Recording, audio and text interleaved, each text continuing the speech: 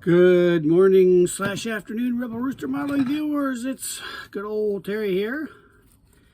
It's only like 10:30 in the morning and it's already this many degrees in Hell's Armpit, Arizona. Which brings me to my first subject here.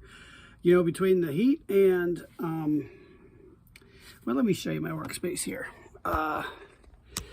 I got this desk from the neighbors. They were giving it away, and I decided I'd take it off of them and paint it. And what I like about it is it's tall and it holds all the stuff. But I mean, this work area that I got left over is really not much. I mean, this is only from, you know, here back. It's only like 10 inches.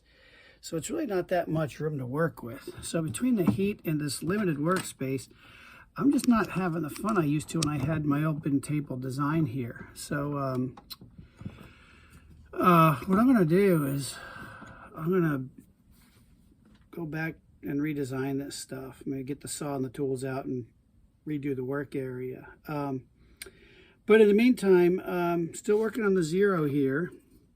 I've taken one of these engines apart into pieces, which I'm dropping all over the daggone place here. But anyway, here's one of them in multiple pieces. And here's another one I left intact, and as you can see, I painted both of them semi-gloss black using Mr. Color's C92 with some Mr. Leveling Thinner.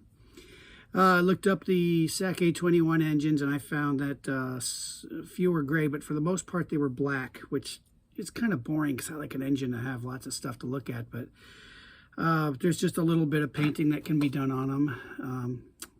This gets to be a little bit of a gray color. A couple of the smaller components back here get to be a different color, and of course the exhausts. But for the most part, it's painted black. And even at the expense of realism, I'm probably going to do a little dry brushing in there just to make those cooling fins pop out a little bit. But let me zoom in on these a little bit and show you some more. Kind of the limitation I've got with this small working space. I mean, if I even turn this wing sideways, I'm out of space already. I mean, I'm not bitching about it. You know, I really believe in counting your blessings. I mean, I can be in a much worse situation. I could be, you know, in a country that's at war or has all kinds of disease-ridden stuff going on. But this is a controllable thing, something I have control over, so I'm going to work to improve it. But anyway, back to the engine. So what I'm going to do is I'm going to make this a gray color, and I'm going to try to zoom in and keep this under the light for you. Make this the light gray, and I'll probably wire the spark plugs to the engine. And I'll probably get them on target on the front bank, and then in the back of where it's buried back there further and you really can't see much, I'll probably just kind of stick them back there in the right direction because the cowl's going to cover it. You're not going to see it anyway. But that's the plans for the engine. And you can see that I've got, I hope you can see that I've got the lines that were running through the middles of them sanded down and smoothed nicely. I'll take out this bag here and show you how bad it looks before you get to dressing them. So here's two cylinder bank halves, okay? And when you put them together, I gotta line these up like they're supposed to be. Kind of keep myself honest here. There we are. So when you put them together, you see what I'm talking about? You get this really ugly line running down the middle that really sticks out pretty badly, and it sticks out on the top sort of lifters, and it just really looks bad. But I was able to sand those out really nicely on here to where they're barely perceptible. And I think I told you how I did that. What I did was I took a little bit of Tamiya extra thin here, and I brushed it in. I brushed it in there like so to soften it up. And then with one of my knives, which I can't reach because the stand is in the way, but I got the knife and I scraped across it this way. And then I took the knife and I just pushed it in one direction only to make the fins reappear. And that made them come out nicely.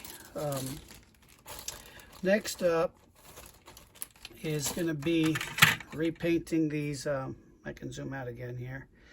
Getting these fuselage. I'm going to clean them and polish them up and redo the interior. Not sure about this rack. I might take that out because this kit doesn't come with an RDF radio. And I got three choices. I can either scratch build an RDF radio and sit it on the shelf here, or I could take the shelf out, or I could put the loop up there, the loop antenna for it, and hope that when it's closed up with the seat and everything else that's going to be here, it's going to conceal that. No one's going to be any the wiser, and the loop antenna will be there. No one's going to even look for the radio. You know, not terribly important. Just one of those things that I'm really big on accuracy where it's feasible. And the question is whether or not I'm going to end up considering it feasible. Which brings me to my next little task here. The interior color of the Zero of this kit. Excuse me. You can see it's been painted, and by looking it over, I think the guy either used Tamiya XF58 or 81 to paint the interior of this thing, which isn't really the right color. Depending on whether you're using a Nakajima Zero or a Mitsubishi Zero, it's going to be one of two interior colors. And even the darker one, as you can see, hopefully as you can see if the light's right, it's noticeably lighter than the color that's inside here. And if you're using, and if that's for a Mitsubishi, and if you decide to make it a Nakajima Zero, you can see that's really a lighter color. So, which may be in need of a little bit of fine tuning with a touch of the Kawanishi cockpit color, just a touch to bring it to the right hue. But I got a pretty fair amount of original color photos of Zero cockpits. I'm going to be able to match that up too. So that's going to be the next job. Same for all the rest of the interior on the cockpit that's going to be done. And I'll probably use the kit seat belts and try to do something to put over them so they don't look like a decal. Maybe put some tape behind them or something, or maybe make some seat belts out of tape. I just don't know. But that's where we are with those things. And then finally, the oh, and by the way, the engine, I've also got a kit engine that's unbuilt on the tree, on the sprues, which I'll probably end up using as the final engine. But the wing's another problem. The guy's already got the balance weights on, and I don't know if you can see it on the camera well, but they're crooked. So I don't know if I'm going to try to soften and straighten them or what, or just leave them be. It's not a huge angle, but it's just enough to make your eye twitch, you know. And the wing, he's got the gear doors on here, so I don't know how I'm going to deal with that, nor if that Taki green should be the color that's inside those wells. I have to look that up too. But, and of course you can see, I think you can see on here some spilled glue and some scratches and more spilled glue here. You know, it's a mess, but it's nothing I can't unscrew and fix up nicely. So that's where we are now. I'm gonna work on the engine a little bit, and I'll have the camera running for that after I pick up the remote. Okay, so what we're gonna do now is I'm gonna take this brush here and use it for the dry brush, and I'm gonna take some gloss black, namely this Tamiya LP1, and I'm gonna dry brush that into the cooling fins on the engine so that they stick out a little better. And for the valve covers, you don't want to see my knuckle, you want to see the engine.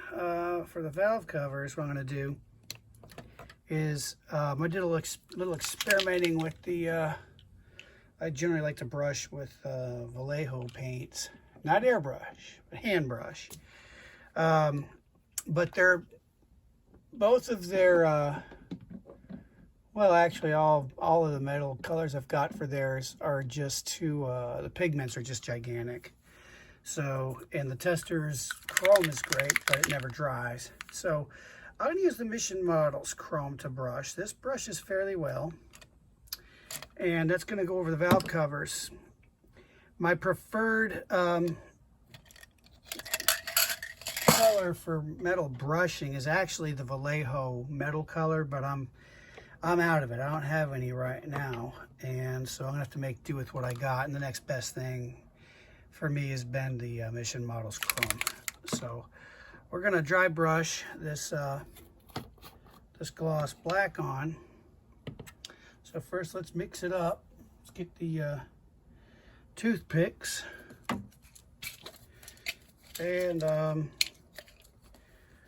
all the teeth gnashing and lecturing I'm getting on using wood toothpicks, A, I don't care, I just use what I need, and B, yeah, the metal stirrers are nice until you got to use thinner to clean them, so pick your poison. Do you want to throw away a wooden toothpick, or do you want to pollute the atmosphere with lacquer thinner? I mean, you know, it's just...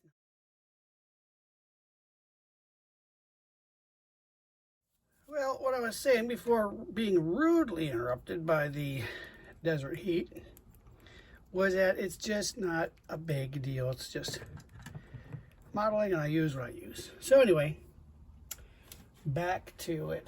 Gotta get a little bit of paper towel here, about that much, and I'm going to get my brush a little bit of paint on it, wipe all that crap off of there, and then I am going to zoom it, put up here, and just carefully dry brush these fins so that a little bit of that gloss black will make them stick out a little bit. And I should do this in the camera where you can see I'm an amateur, don't forget. Do try this at home, boys and girls, because I am not a professional. So I don't know if this is going to show up very much for you, but I'm going to try to get this where you can see. You can see the fins starting to pop out a little better after being brushed on these two versus this one over these two where I brushed. They're sticking out a little better than that one. So I don't know if the camera is going to tell you that or not, but that's the deal, McNeil. That's what they appear to be doing. So, and I'm only concerned with the front row on this one here. I'm not going to be spending a whole lot of time fretting over the back row. They're just kind of, you know, there. Camera's starting to blink at me again, giving me that funny look like it's going to quit again. So we'll see how it does. And between Apple's self-protection and Phoenix, Arizona's crappy weather, I'll be cussing out all kinds of places today. But anyway, and then what I'm going to do is I'm going to set this brush aside and clean it later. And I'm going to get another small brush from my tomato can. And I'm going to paint the rods gloss black so that they too stick out just a little bit better. And what I'm going to do, I may have to add a little retarder to that because it's well, let me get back in the camera here. I'm sorry folks, I'm just, like I said, I'm an amateur. Paint these rods gloss black. Now I know some of you are saying, hey, GX2, and normally that's exactly what I would be using, except I have found that the GX2 behaves better over bare plaques than it does over a primer or another color.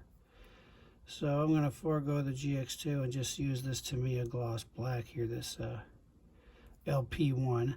And for those of you who don't have the lacquers, feel free to use your X1 acrylic gloss black. It is also a fantastic gloss black, and it will treat you well. I just don't get good luck hand brushing the Tamiya acrylics. There's a method for it that some guys do. I don't know what they do, if they add thinner or retarder, but there are guys who do it and they do a decent job, but I'm not one of them. So I just go with what I know. And you know what? Since that's getting just a little bit thick, I'm going to get some of this. This stuff is made by Mr. Color. It's paint replenisher. I'm going to get just a few drops of that and add it. This stuff will work in Mr. Color's paints. It'll also work with any lacquer. The Tamiya lacquer take it. In fact, you know what? I've even used this to save a couple old bottles of Tamiya acrylics. So that paint replenisher is good stuff. Let me go get a bottle of it right quick here, and I'll show it to you. In the meantime, stare at my pretty dirty paintbrush. I'll just reach around here and get it.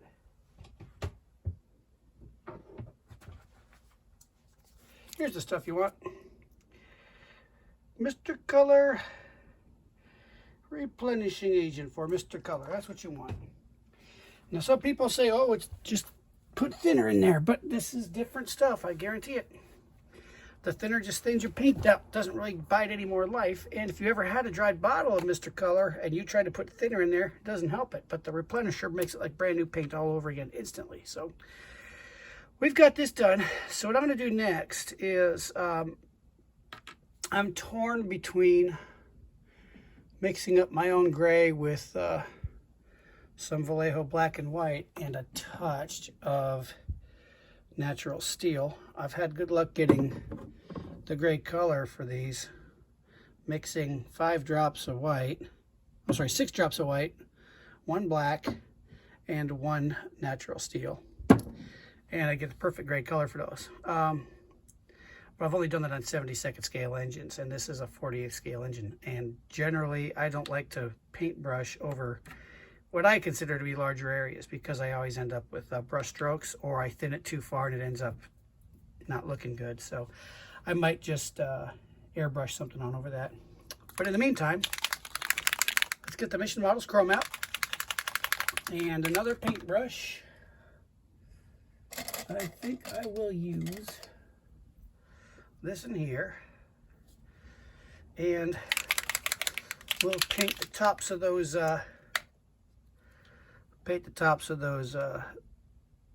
valve covers here. And you know what? I'm gonna have to get the 3x glasses on. I call these my birth control glasses because they give you a walleye, make you look really nerdy. So anyway, let's get this in the camera. Let me zoom in again. Put this on camera, and we'll paint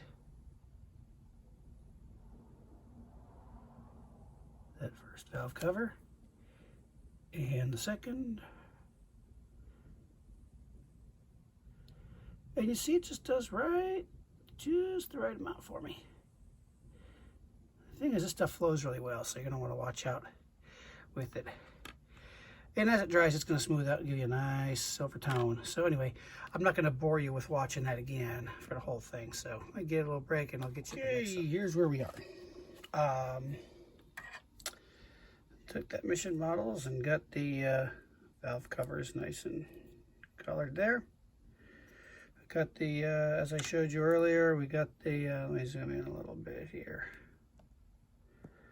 Got the rods and a little dry brushing of gloss black over the semi-gloss black. Got the cover painted, and I took a mix of, I decided this was handy and I didn't feel like getting up. So I got the Mr. Finishing Surfacer 1500 gray, and not even a drop, just like the wetted tip of a small toothpick of LP6 pure blue. And that gave me just the right color of gray I wanted for that. And now I'm taping off right here to make this flat aluminum, and I've done the same for the back part of the engine too. There's a couple small things, you know, this guy here and the 2 spark boxes. I guess those are the magnetos back there. But either, I think those are the magnetos back there. But anyway, they also get black. But I'm going to be using AK Extreme Metal matte aluminum. I like this. I like this a lot, actually. I like this on my P47s as well as for a base coat as well. This is really good stuff. Dries pretty quick.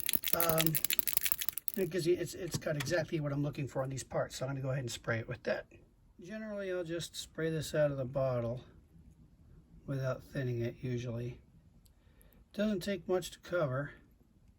It's really good stuff. And it washes out of these drippers really easily too. That's a bonus. The only thing I don't like about it is the glass on the bottle is ridiculously thin. So if you put a steel ball in there to shake it and mix it up, you're going to end up breaking your steel ball. So I'll start with the ring here, and I'll paint this first. And I don't have my fan on, so I'll just hold my breath and spray away from everything.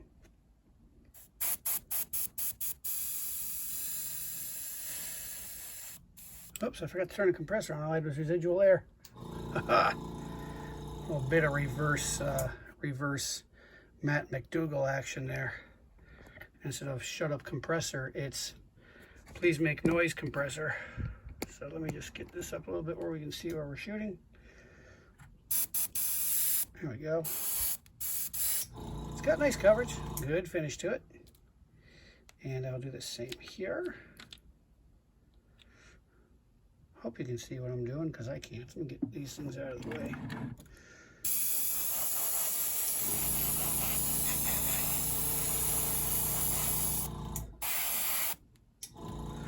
Yeah, see, it comes up really nice. Nice coverage. Nice coverage, nice finish. And now the easy part, all I gotta do is hit this little guy right here. Whoops, if I can hang on to it. Hold on to it like an angry crab. All right. And there we are. Okay, takes care of that. Preliminary. You can, it isn't assembled, I'm just kind of holding it together, but you can see even a black engine, I guess, can be made to look interesting a little bit. I've got some things to do. You know, I've got to wire it, and I got to put the mount rings on it, do a little touch up. I got to make these bolts up here have aluminum on them, so they're aluminum bolted, but it's coming along nicely, and I think that's as far as we're going to go with this video. I'll finish this engine up. We'll get started on the cockpit. Thanks for tuning in. Okay, so there we are. I think I lost about 80 or 100 pounds sweating on this video. It's monsoon season, so it's not just hotter than hell, it's also really sticky out there. Not like, you know, South Georgia or anything like that, but when you're up at 111, 112, even 30%, 40%. Anyway, so here we are with the engine so far. It's coming along all right. This isn't the engine I'm going to use. I'm just practicing on this. I've got all of the I got all the screws down here for the engine. I'm actually going to make a new engine on it and paint it as I go. But this is good practice, and I've got another one here if I screw that up too, so I got 3 chances. But anyway, that's about all for this one. Next, we'll get started on the cockpit and finish this engine up, and I'll probably start cleaning up the inside and the fuselage halves, and we'll take it from there. Thanks for watching, and we'll get this thing done.